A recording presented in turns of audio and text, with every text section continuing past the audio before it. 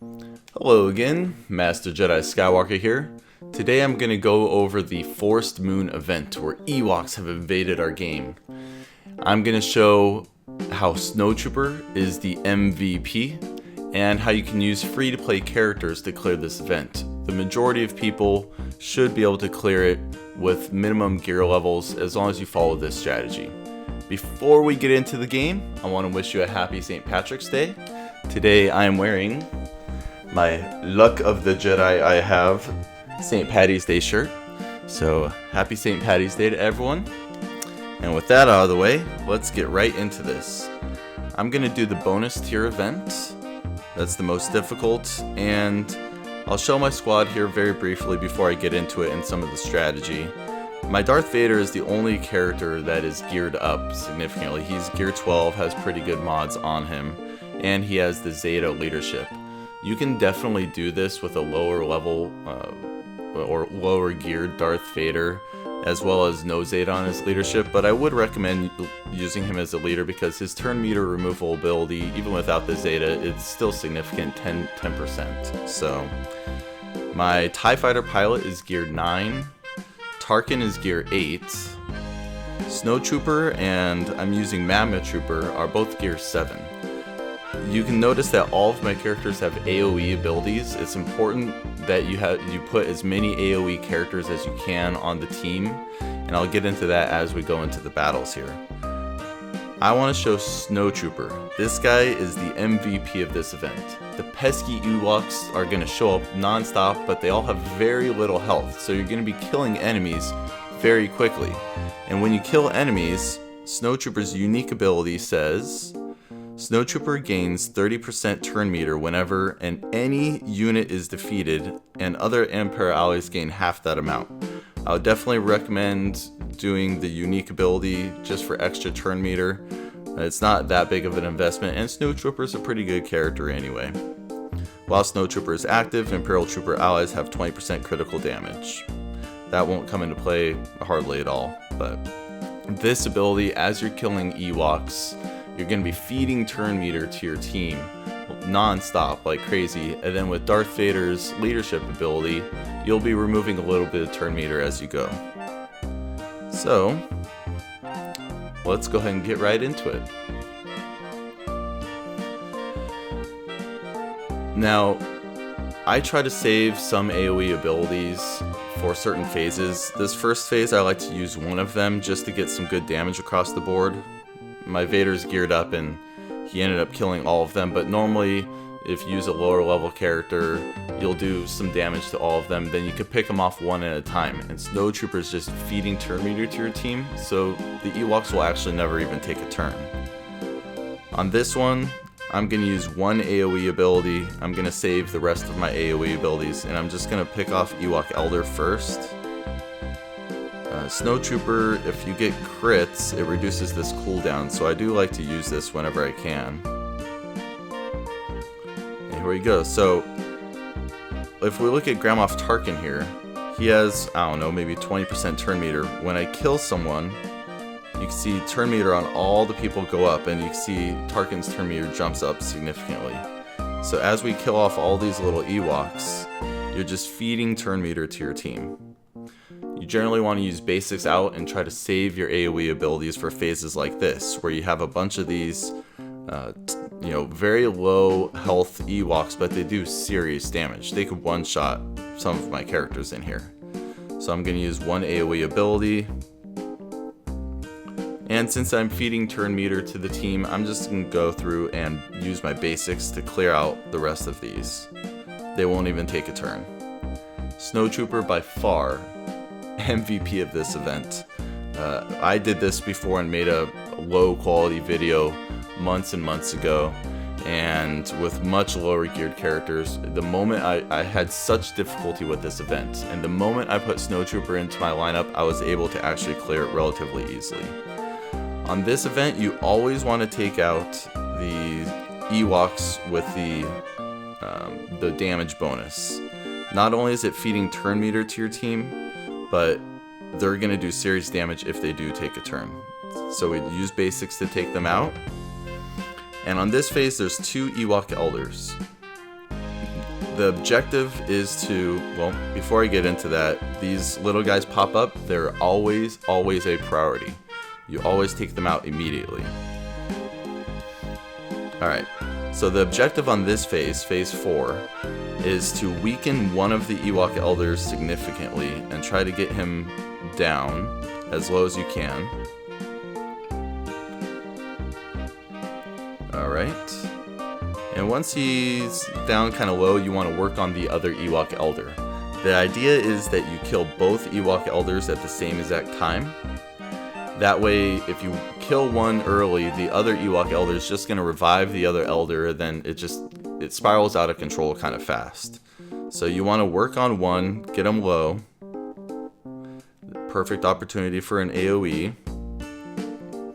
And then once they are both very low health like this, you want to take them out as fast as you can. One down, and 2 down. Now the rest of this phase is just taking out this the T-Bow character. I generally just use basics out. Your characters should survive. If you lose one of your characters, it's not that big a deal, but the Darth Vader leadership will really help in this scenario.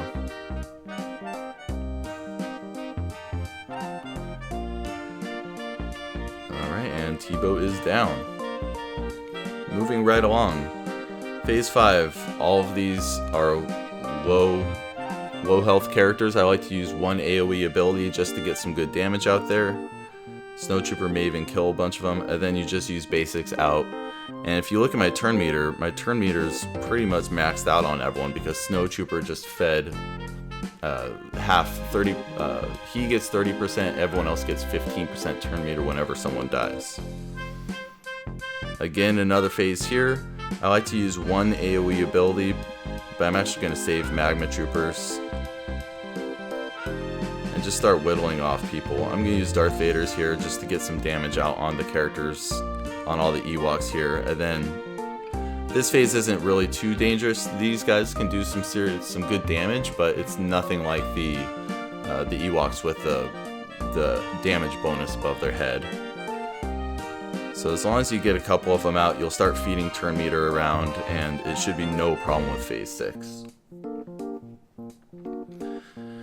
Phase 7, you have the Ewok Elder to deal with. Again, this phase isn't going to do crazy amounts of damage, but you want to make sure he's not over there constantly reviving people. So I try to put ability block on him, just like I did right here with Darth Vader. Another good option is Royal Guard. You can use Royal Guard on these phases. His stun ability is very good. You can stun, in this phase, the Ewok Elder, or the other phases, phases 4 and phases 8, which we're getting to shortly. It's really beneficial to be able to get that stun out there on the Ewok Elders as you're trying to whittle them down. Alright, so I'm saving my AoE ability for the final phase. I like to have as many AoE abilities available to me in the final phase as I possibly can. As long as Ewok Elder is ability blocked, I'm not going to worry about killing him. Here we go. Alright. Now we're in the final phase here. You need to take out all the Ewoks with the damage bonus above their head. What's it called? Deadly. The deadly Ewoks. That's an oxymoron, but anyway, you want to use your AoE abilities to kill them as quickly as you can. Now, when you kill Ewok Elder, he's going to revive the majority of the time he'll revive all of the Ewoks with the damage bonus above their head. So when you do kill Ewok Elder, you want to make sure that you have as many AoE abilities available on your character, so the very next turn you have, you can use an AoE ability and try to take them out as fast as you can. And you're going to see here in a second what I mean. Okay, so he revived a deadly Ewok. We're going to take him out first. You always make those a priority. I've said it a few times now, but it's very important you always kill the deadly Ewoks first. It's also feeding turn meter to your team, so that it has that added benefit. Plus, you don't want them doing damage. Alright. So sometimes RNG is not going to be in your favor. He revived one of the deadly Ewoks and fired. Did some good damage to the TIE Fighter pilot. It's not a big deal if you lose one of your characters, during this phase. But again, deadly Ewok, we make it a priority. And you'll see, we killed Ewok Elder. All of the deadly Ewoks popped up. Unfortunately, I don't have TIE Fighter pilot's AoE ability available right now, but we should still be fine with this.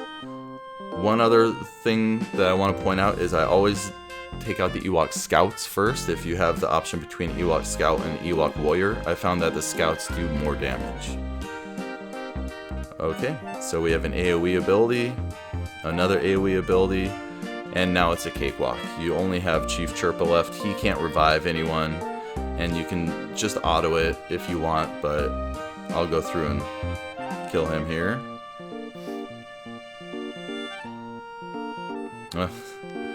Almost had a perfect run. There we go. And that's it. Like I said, I've done this with, the only character that's geared up significantly here is Darth Vader, and I've done it when Darth Vader was Gear 7 with no Zeta on his leadership using this squad. So, I hope this helps. I know a lot of people in my guild have asked, how do we beat this event? And I just wanted to make a video and show that Snowtrooper is by far the MVP. If you're having difficulty doing it, put in Snowtrooper, put in some Empire allies, put in Vader. You could even use a Tarkin lead for extra speed on all of your Empire characters. I've done it before with that. So if you have any questions, please leave them in the comments below. Happy St. Patrick's Day, and may the Force be with you.